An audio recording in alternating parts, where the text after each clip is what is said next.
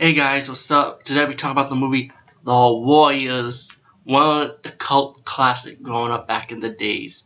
I remember when I first saw this on television and I saw the beginning of this movie and I saw the Wonder Wheel and I'm like, what the fuck is going on here? It was the very first time I saw this movie, by the way, like I said.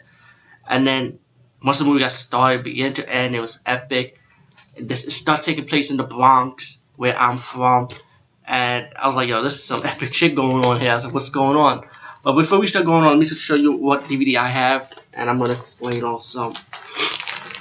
Now, I came over with DVDs in a book, mostly all of them, because I need room in the house. So, let's have one Blu-ray collection. Now, I got The Warrior. This is the original version. Before I bought this version, I had the DVD version of this one, the Ultimate Director's Cut. Now, the Director's Cuts have good special features on it, but also, like the movie itself for the Ultimate Director's Cut, it kind of sucks because they want to do it like the director said he want to do it like comic book style, and to me the comic book style how the Director's Cut is, I feel like it takes away the realism feel of the movie. You know, like to me it just makes it more like comical how they got comic book strip like, and I don't like it like that. So I decided by the original disc how it was played in the theatrical version, or how I grew up with the television version, you know. So if you want without the comic book style strip, then I say get the original version. But buy this just for the special features at least. Definitely very informative, and I kind of like to hear people's thoughts on the Warriors. Anyway, let's get to the point. The movie's about this guy in Brooklyn called the Warriors. They had to go to the Bronx, which is like this leader of this big gang called the Riffs. And he's holding like this big meeting with all these different gangs from different, like pretty much tri-state area, I would say, coming together. And the leader of the Riffs has this idea like, you know what, we should make a truce, we should work together, while you guys are like the police or like the mafia, like pretty much running things, but it's really the street gangs that runs the thing.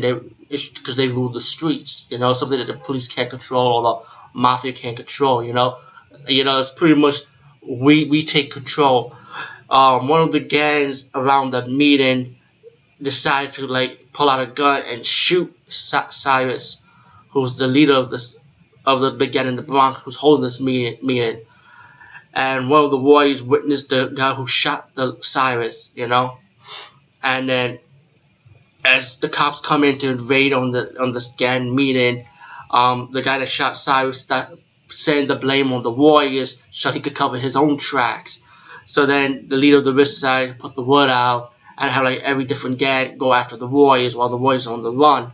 And the Warriors face different obstacles, fighting other gangs, trying to keep away from the police, for example, also. But also got a battle, they conflict with their personality with one of the members, played by Ajax, who's like mainly a lot of people's favorite character in this movie, you know. But I think actually I like all the Warriors. You get kind of attached to them, but then you got Death with one of the Warriors. You got one of the Warriors that get captured by the cops, you know.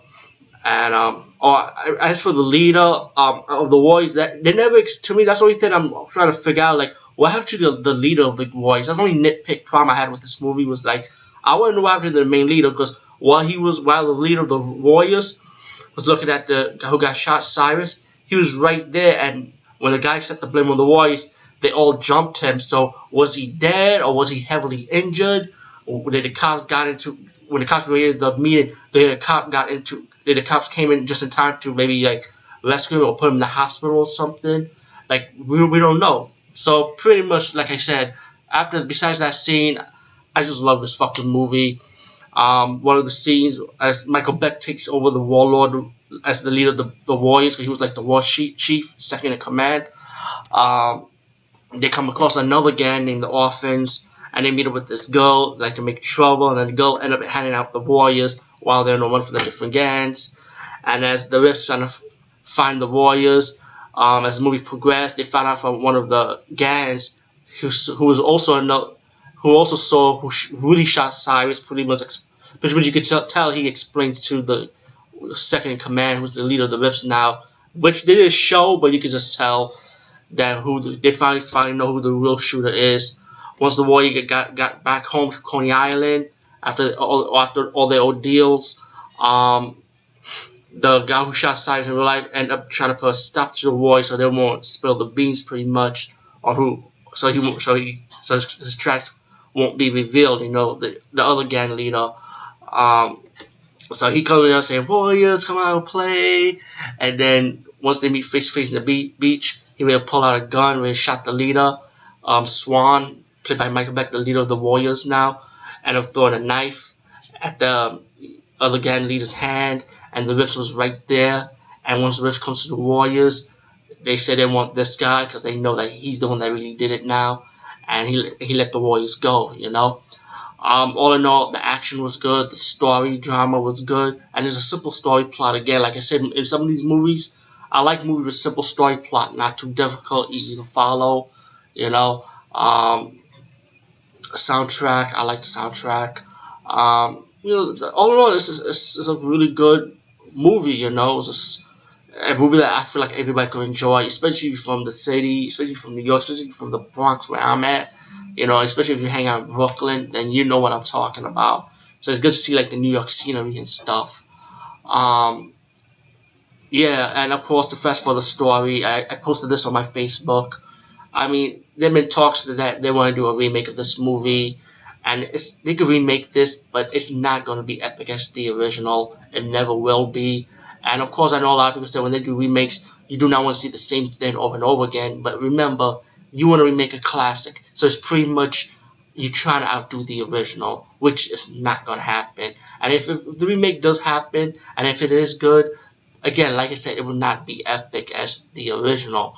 There have been a few remakes that actually somehow survived. It may not outdo the original, but still it can still be epic with more replay value. But in the Warriors case, that's gonna be hard to do. There've been also rumors that they will, instead of remaking it, make the Warriors into a sequel, but follow the Ajax character, how he came out of jail, and follow his life after that. So that's another thing. So I don't know. Would you want to see a remake to the Warriors with the Ajax character, which he's still doing his thing, by the way, the actor who plays that character. So go to IMDb.com, and to me, he was like one of my favorite characters actually. Even Michael Beck is still doing his thing.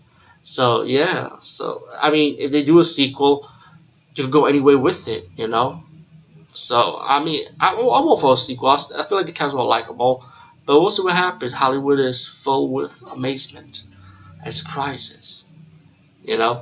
Alright, peace, guys. See you later.